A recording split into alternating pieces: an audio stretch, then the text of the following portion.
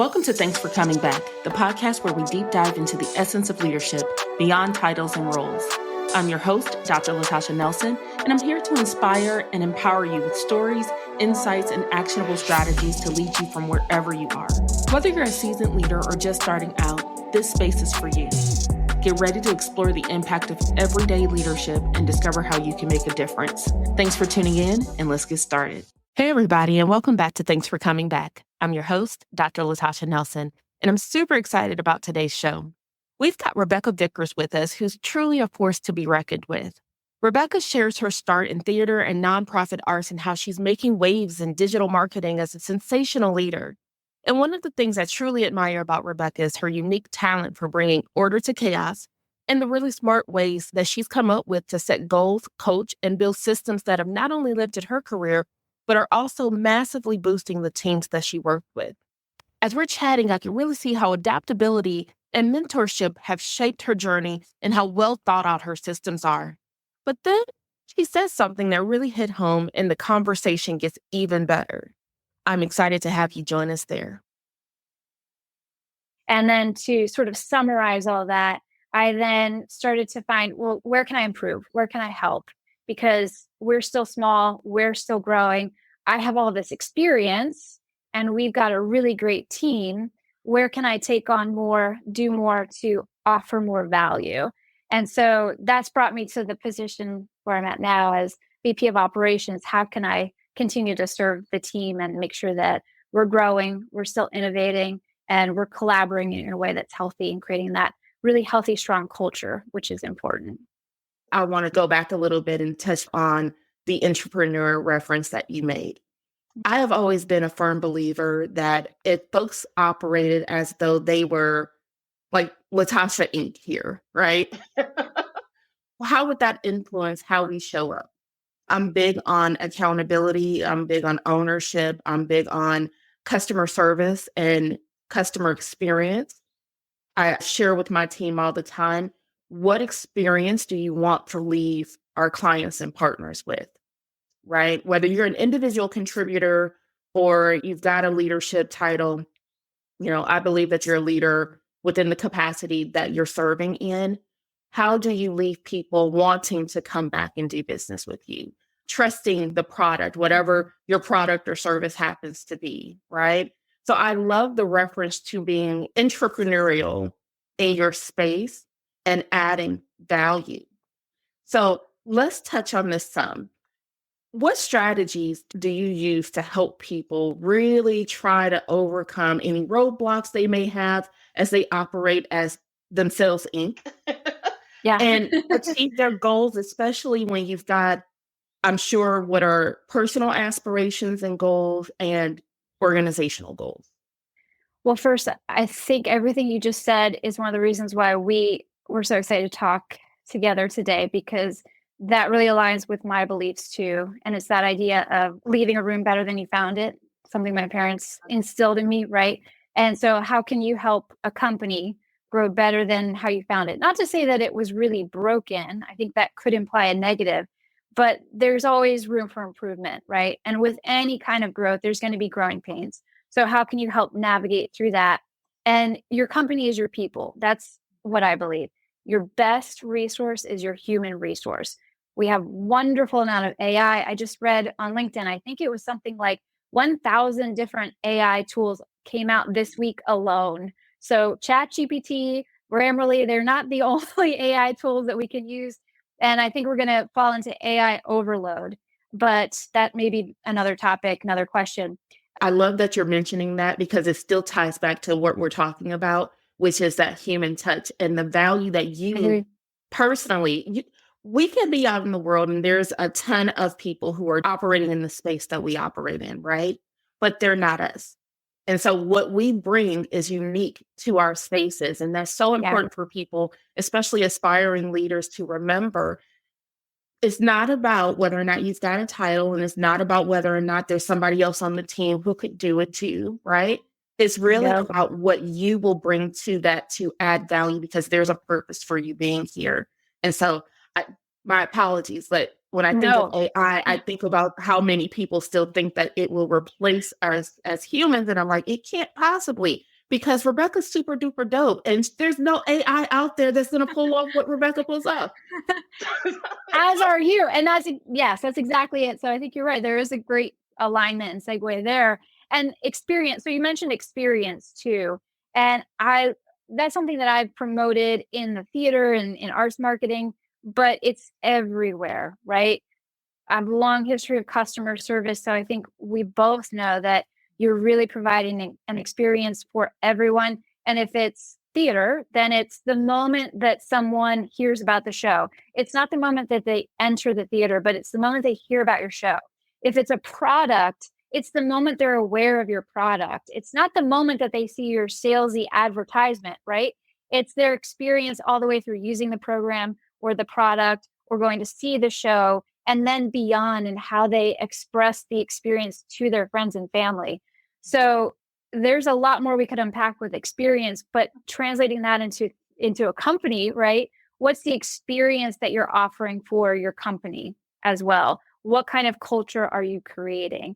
And when you're talking about your team or your company and overcoming a challenge, first, I think it depends on the challenge and, not assuming that you know what the problem is. I think one of the pitfalls that a leader can sort of have to navigate when you go higher up the ladder, so to speak, is being further and further away from the actual problem. So you need to gather insight, you need to ask questions, and you need to seek to understand what your team is going through first, rather than applying what you think might be happening. You might create a band-aid situation where you're just patching and piecemealing solutions that might not actually be effective.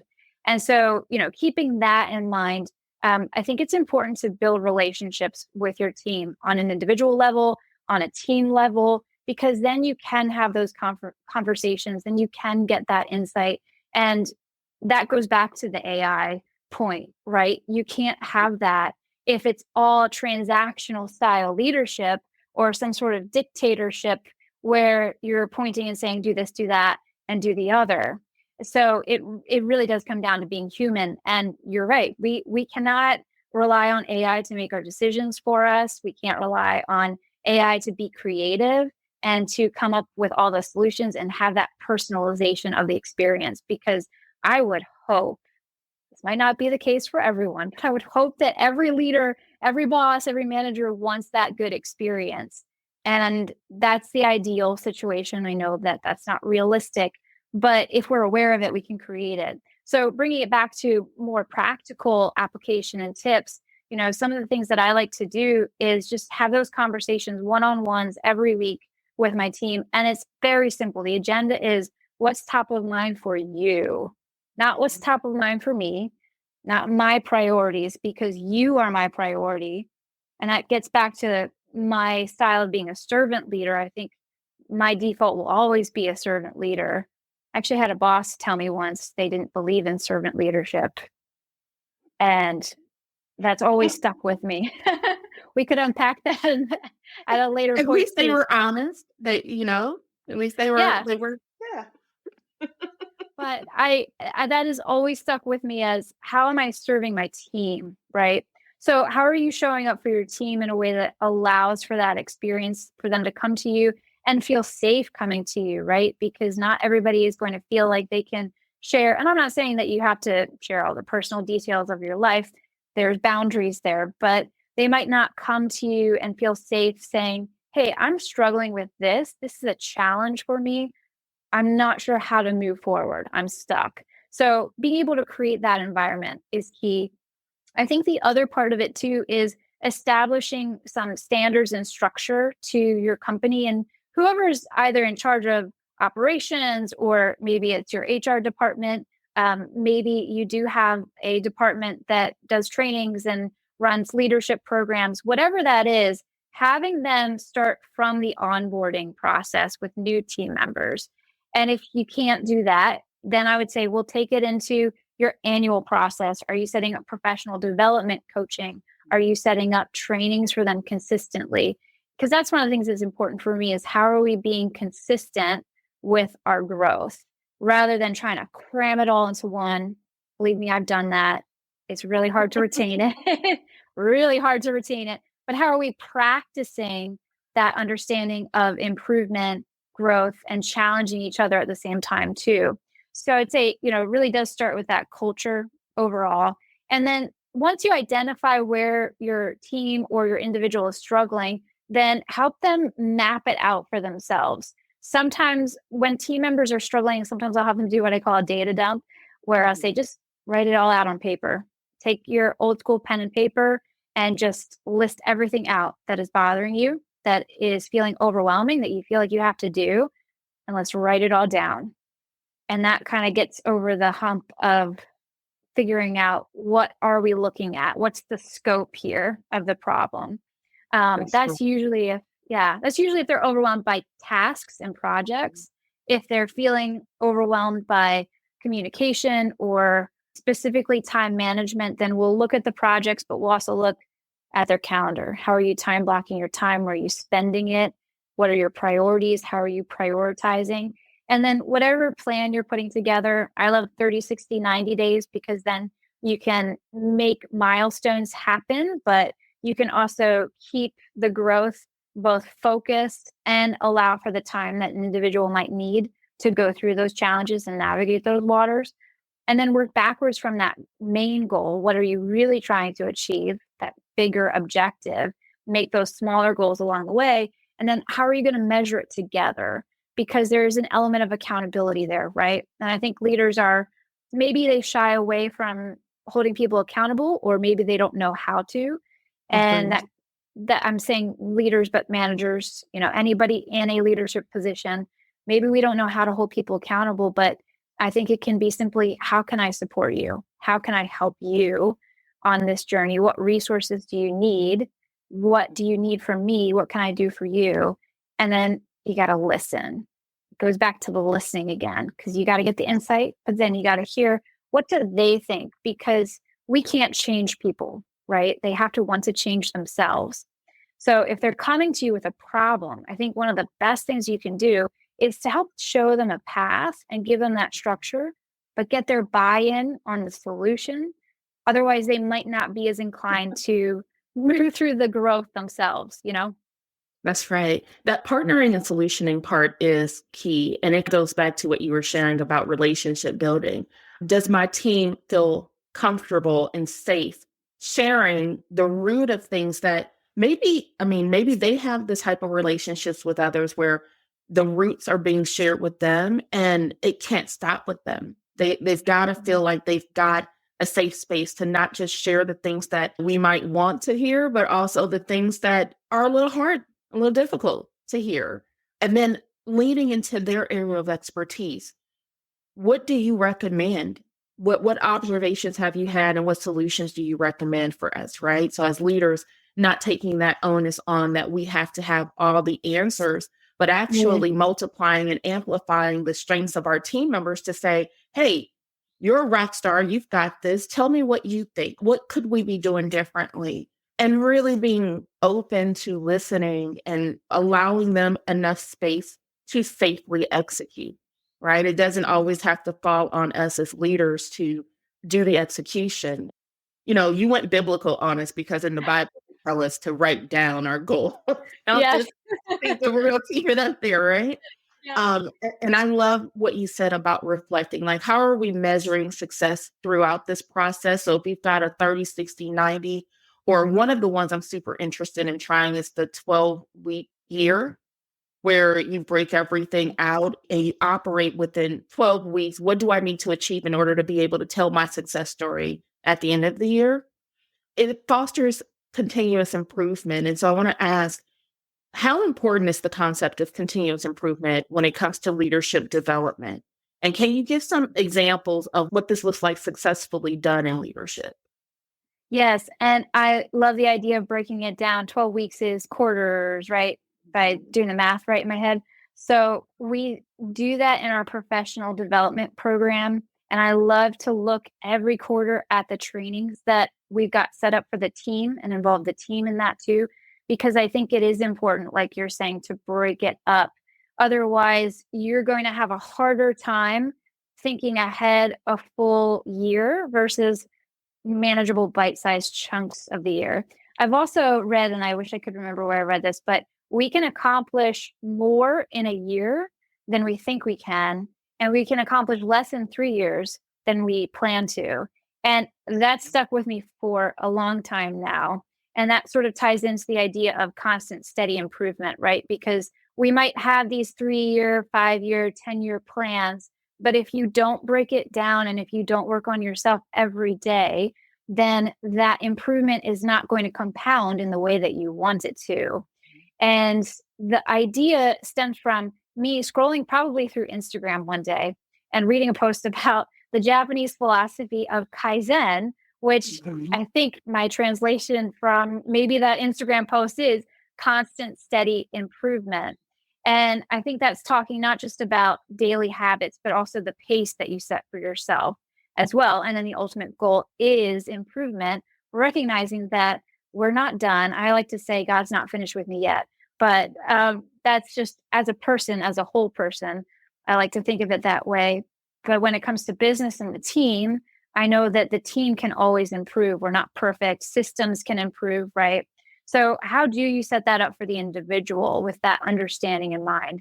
And for us at FMO, especially, it comes down to those quarterly trainings. What are we doing quarterly for the team? What are we focusing on? But then I like to break it down even further by team. So we have a weekly team training meeting, and those meetings can be workshop related. I don't like to be the only one that leads them either. I like to encourage other people to share their skills and their expertise and share what they're learning. They don't have to have that 10,000 hours down to be knowledgeable on a subject, right? It's not about age, it's not about title, it's about how are you showing up to share and to add that value, like we were talking about before. So we like to plan those out. I have a really great leadership team that's been growing over the last year, and they've started planning out those trainings too. And we focus it on our priorities. What are the priorities for the company? How can we help move the company forward towards its goals? And then what does that do for us as individuals too? And then in the same vein, how are we helping the individuals reach their goals, their quarterly goals, their annual goals, Mhm. according to their professional development plan? And that's where I like to recommend, hey, have you taken, we're a digital marketing agency, so have you taken that HubSpot course? Or, hey, I think it would be really great for you to take the meta advertising course that's free. Go take that. Here's a great resource for you. Or, you know what, this person over here is working on this project. Why don't you work on it together? Because I think that cross functional collaboration is going to help the both of you improve. So there are small ways that you can help continue to improve as a group and then help individuals. There are larger ways too. My husband works for a tech company and they run simulations for leadership training.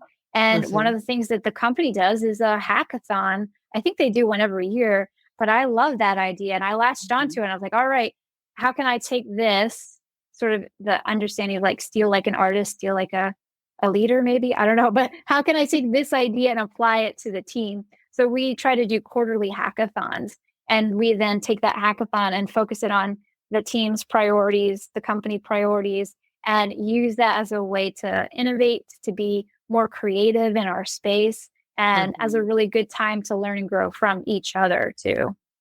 I love that you have these quarterly reviews. This is what we're targeting. So these are the learning opportunities we might need to support for our teams. And these are the opportunities for them to apply because application is so important in learning and development. I usually encourage my team to, before they go into their training, think about what it is that they want to take away from it and then come up with an action plan, even if it's just one thing that they're going to do after the training to apply what they've learned so that it sticks. There's this concept called Ebbinghaus learning curve. And unfortunately, we forget most of what we learned within like a few Mhm. days of Yep. learning it. So we don't have, if we're not being intentional about how we might apply it, both going Yep. into it and coming out of it, it's a pretty good chance that it'll be remembered as a great experience, maybe, but not remembered for applications. And everything you're That describing to me is screaming systems. Like you've got to have some effective systems in place to help implement these things. So, can you speak to what type of systems you've implemented in order to free up your leaders and your team so they can focus on some of the more strategic goals? Yes. So one of the phrases that I took from my mom, and I don't know exactly why, I'll have to ask her, but I don't know why she started saying this. I think it was to get us to clean our rooms as kids. That might have been the real reason. But she would say, you can't create in chaos.